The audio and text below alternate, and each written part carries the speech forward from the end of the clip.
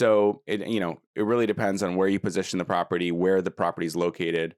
But yeah, having a plan, and then as realtors, we obviously have to be super proactive and have that plan in place. We do. And That's our job. do marketing, do all that kind of work. The whole 9 yards. And Yeah.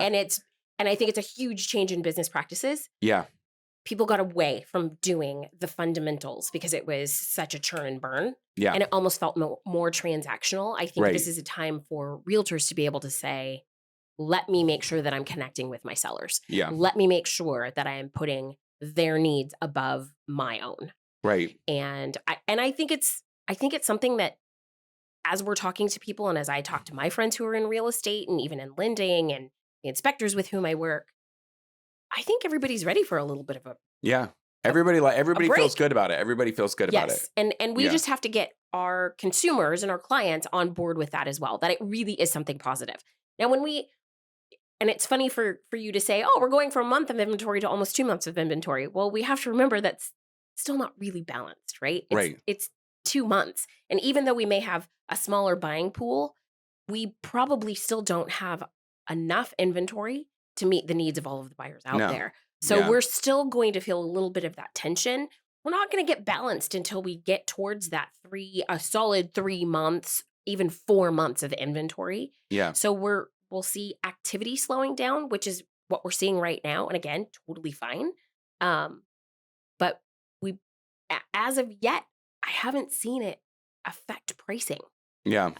And especially when we can be really clear on why we should be marketing a particular property at a certain price.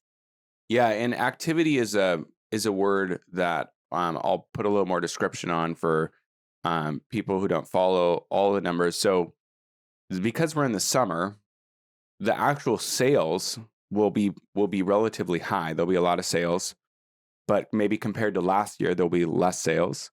And then the activity as realtors is basically how many showings per listing. So when we're listing a house, we were averaging getting 11 showings per listing in one weekend, and now that's dropping down to 6, 7, 8. And if it's in the county, maybe there's only 2 or 3 or 4 showings. That's right.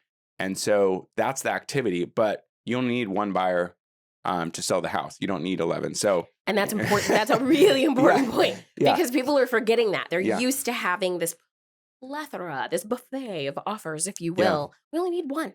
Yeah. We need one really good, clean, qualified buyer. That's Yeah. what we need. That's what we're shooting for. So that's for the seller. So now we flip it to the buyer. You talked a little bit about earlier about how you have some buyers who just emotionally just had to take a break Yes. and just Yes. got burnt out on getting bid out on multiple offers. That's right. And you also just mentioned clean offers. Well, one thing that's coming back, I'm noticing is a lot more inspection contingencies. Yes. A lot more, if you're the only offer, all of a sudden you can bring back normal contingencies That's in your right. offer. That's right. And so, there's definitely benefits to buyers right now. What are you telling your buyers that you're working with right now? So it is very much that while we are seeing more listings come on, which is fantastic, which means there's more of a selection out there. We've got a smaller field of competition that we have to be concerned with. Buyer competition, yeah. Buyer competition.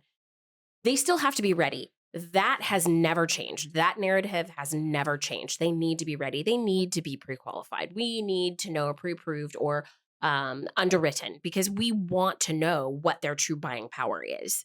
Yeah. Well, pre-underwriting, that's a big new thing too. Pre-underwriting is fantastic. And I love it, love it, love it. That's moved to where now buyers can close on properties in a couple weeks. Exactly. In some cases, or even quicker. Exactly.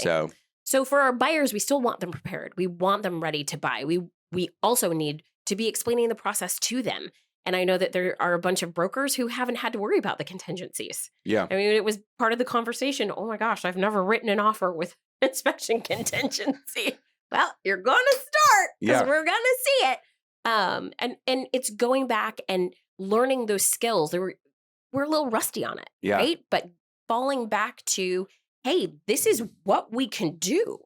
This is going to allow us to not have to do the vast majority of that due diligence right up front and basically sign everything away, right? Yeah. You're going to have time.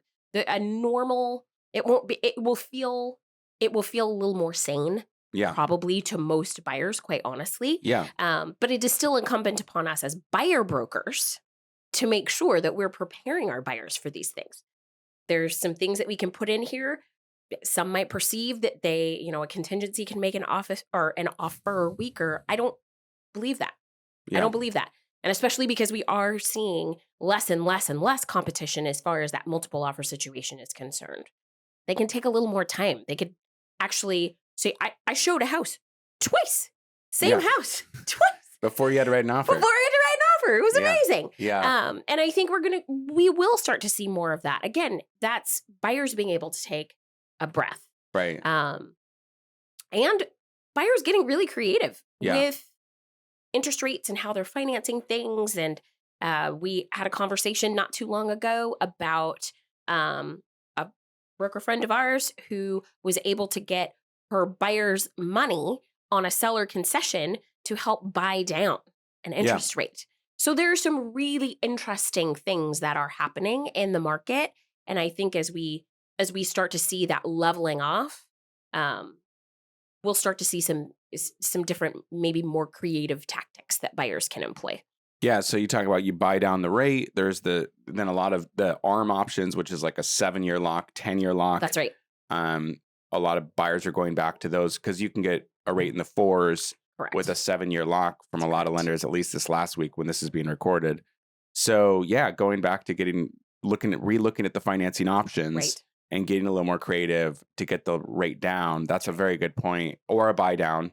Because I asked the loan officer, because sometimes when you go to buy down, which means that's basically paying extra so that upfront to get the interest rate down. If you're going to stay in a home for more than 2 or 3 years, a lot of times these buy downs make a lot of sense. They pencil out really well. Absolutely. So it is an incumbent on, and that's why we're talking about this in the podcast, but it's incumbent on realtors to also, and loan officers to be having those conversations with their buyers, like you said. Absolutely. And, with the inspection contingency, that's probably the biggest other shift is we were getting used to these. Essentially, you'd run an inspector out over the weekend, do some sort of pre-inspection. A lot of them weren't even full pre-inspections. You're essentially kind of waiving appraisal and waiving inspection with just a cursory walkthrough of the house. You're right.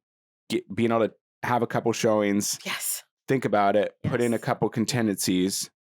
And then having not only being able to potentially negotiate on the offer, but then also being able to do an inspection while you're under contract. Right.